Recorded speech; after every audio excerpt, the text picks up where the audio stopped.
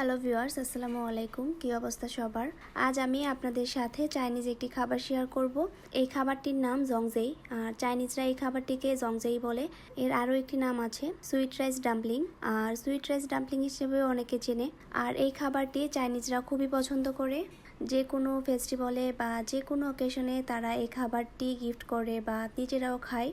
আমি প্রথমে আপনাদেরকে দেখিয়ে দিচ্ছি এই খাবারটি দেখতে কেমন। পাতা দিয়ে মোড়ানো এই খাবারটি, আর এভাবেই প্যাকেট করা থাকে। বাসায় এনে এটাকে বয়েল করে খেতে হয়। অনেকেই আছে যারা বাড়িতে এই খাবারটি তৈরি করে। আর এই খাবারটি তৈরি করার জন্য স্টিকি রাইস প্রয়োজন, আর তাই তারা সুইট স্টিকি রাইসটা ইউজ করে। তারা 6 থেকে 7 ঘন্টার মতো ওই রাইসটাকে পানিতে ভিজিয়ে রাখে, দেন এই খাবারটি তৈরি করে। আর এর মধ্যে কিন্তু শুধু রাইস থাকে না, আরও অন্যান্য অনেক কিছুই থাকে। কয়েকটিতে মাংস থাকে, আবার কয়েকটির মধ্যে বিভিন্ন রকমের বিচি থাকে, যেমন অনেক রকমের সিমের বিচি, মাসকলাই ডাল, এরকম অনেক কিছু থাকে। দেখুন, পাতা দিয়ে মুড়িয়ে এর উপরে একটি সুতা দিয়ে বেঁধে রেখেছে।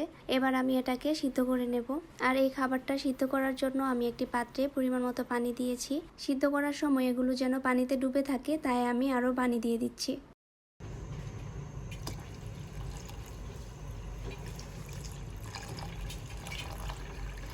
এরপর ঢাকনা দিয়ে ঢেকে 30 মিনিটের মতো আমি এটাকে সিদ্ধ করে নেব।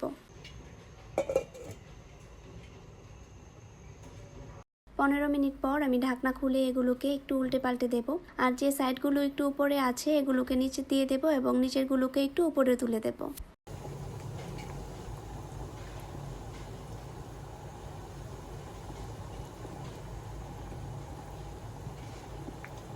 এই পর্যায়ে আবারও ঢাকনা দিয়ে ঢেকে 15 মিনিটের মতো সিদ্ধ করে নেব।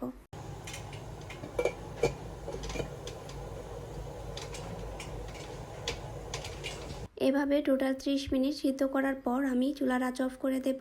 এরপর এগুলোকে পানি থেকে তুলে নিয়ে 2 মিনিটের মতো পানি ঝরিয়ে নেব।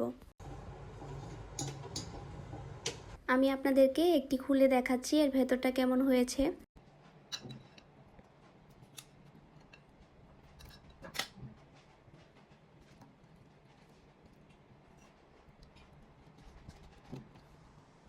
এই খাবারটি যেহেতু স্টিকি রাইস দিয়ে তৈরি করা, তাই সিদ্ধ করার পর এগুলো খুব সুন্দরভাবে জমাট বেঁধেছিল।